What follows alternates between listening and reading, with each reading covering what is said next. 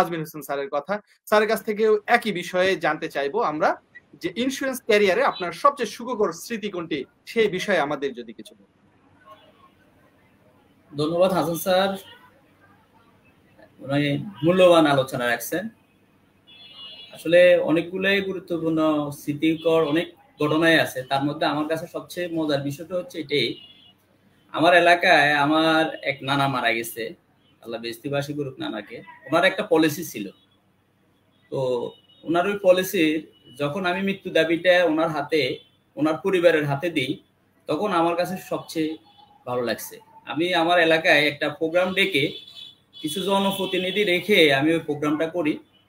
তো ওই প্রোগ্রামে মানে অনেক ভালো হয়েছে, ওরা খুব উপকৃত হয়েছে। আর আমার কাছে অত্যন্ত ইন্স্যুরেন্স ক্যারিয়ারে আমি আমার নিজেকে খুব গর্বিত মনে করি যে আমার এক শুভাকাঙ্ক্ষী, আমার এক পাড়া প্রতিবেশীকে আমি মৃত্যু দাবির টাকা আমি তাদের পরিবারের হাতে তুলে দিতে পেরেছি ইন্স্যুরেন্সের মাধ্যমে। আরেকটা সুখবর জিনিসটা হচ্ছে, আমি ইন্স্যুরেন্সে কাজ করার পাশাপাশি অসংখ্য পরিবার যারা অবহেলিত তাদেরকে এই ইন্স্যুরেন্সের কর্মময় জীবনে নিয়ে এসে তাদের অসংখ্য পরিবারের দায়িত্ব তারা নিতেছে, তারা তাদের পরিবারের ভরণ পোষণের দায়িত্ব তারা নিচ্ছে ইন্স্যুরেন্সের মাধ্যমে।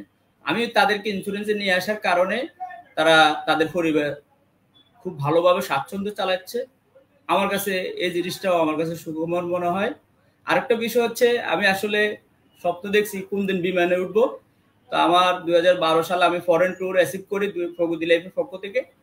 আমি বিদেশ ভ্রমণ করছি, আমার কাছে খুব একটা ভালো একটা দিক মনে হয়েছে যে কখনো বিমানে উঠতে পারবো না, ইন্স্যুরেন্সের মাধ্যমে আমি বিমানে চড়ার একটা সুযোগ পেয়েছি। অসংখ্যবার আমি বিদেশ ট্যুর টার্গেট অর্জন করছি ইন্স্যুরেন্সে কাজ করার মাধ্যমে।